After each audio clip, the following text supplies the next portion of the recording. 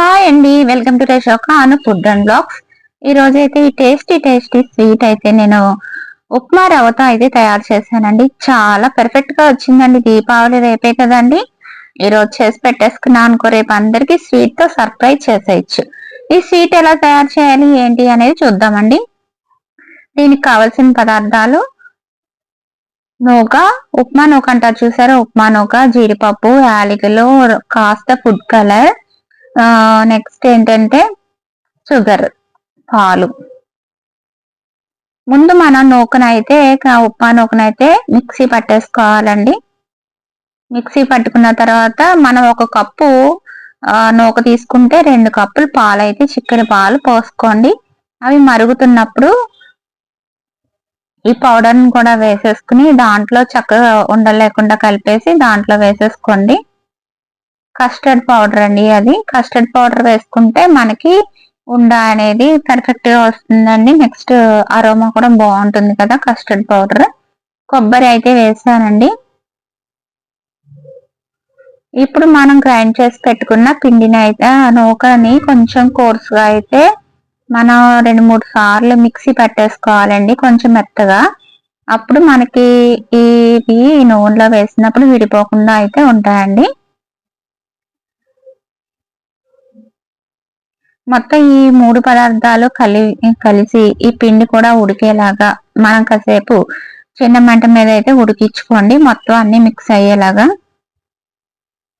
Custard powder, coconut, పాలు, ఉప్మా నూక అన్నమాట. ఇవన్నీ చక్కగా ముద్దగా దగ్గరికి వచ్చేసి బాగా ఉడికిపోవాలి. మనం కొబ్బరి కూర పాలు వేస్తాం కాబట్టి చాలా కమ్మగా అయితే ఉంటుందండి. స్వీట్ చాలా బాగుంటుంది. అప్పటికప్పుడు పిల్లలు ఎవరైనా అడిగితే ఇలా చేసి పెట్టేయచ్చు. మనం దీన్ని చల్లారి పెట్టేసుకోండి. చల్లారి పెట్టేసుకున్న తర్వాత కాస్త నెయ్యి వేసుకుని దాని మీద కొంచెం సేపు ఒక 5 నిమిషాలు మర్దన అయితే చెయ్యండి. పిండి మర్దన అనేది కంపల్సరీ అండి.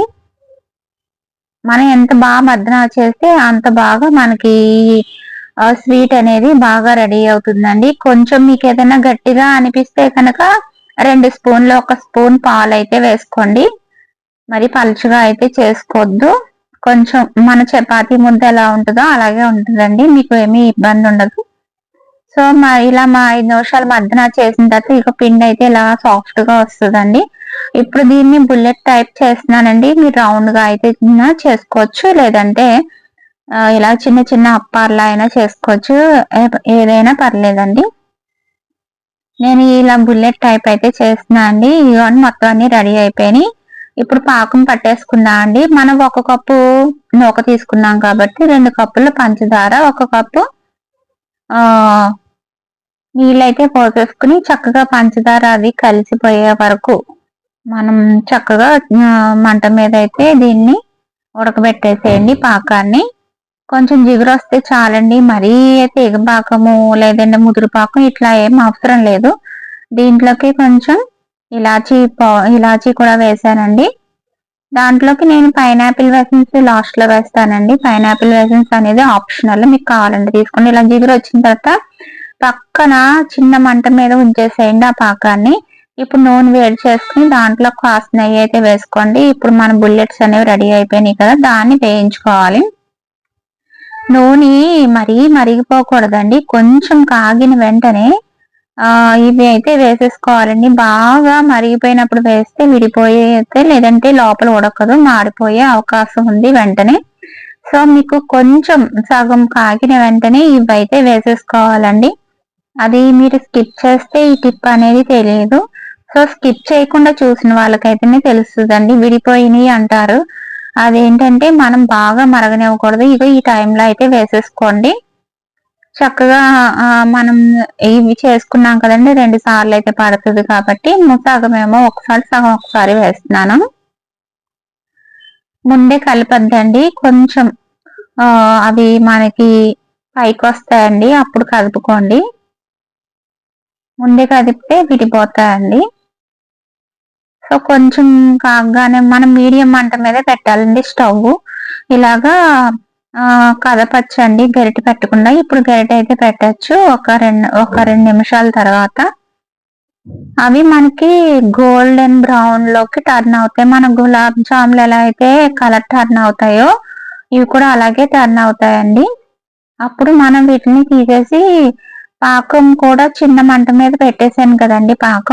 పాకం కూడా వేడిగానే ఉండాలండి. చల్లారిపోయిన పాకంలో అయితే అస్సలు వేయద్దు. అది టిప్. మీకు ఇది నూనె పీల్చుకోవాలి, పాకం పీల్చుకోవాలి కదా. సో ఇప్పుడు ఇలా గోల్డెన్ బ్రౌన్ వచ్చేసినాయి కదండి. ఇప్పుడు తీసేసి మనం పాకంలో అయితే వేసేసుకుందాము. చక్కగా పర్ఫెక్ట్ గా అయితే ఈ బుల్లెట్స్ అయితే రెడీ అయిపోయినాయండి. దీపావళికి పాకంలో వేసుకుందాం. నెక్స్ట్ మనం మంట ఆఫ్ చేసేసానండి నేను దాన్ని.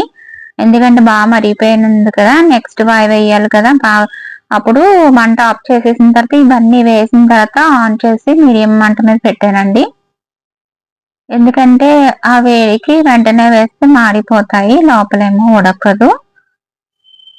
సో అందువల్ల మీకు రెండో వాయి కూడా చూపిస్తున్నాను. అందుకే ఇలా టిప్స్ పాటిస్తా చేసుకుంటే కనుక ఈ స్వీట్ అనేది చాలా బాగుంటుంది. ఇప్పుడైతే వెలిగించానండి స్టవ్, కొంచెం కదిపాను.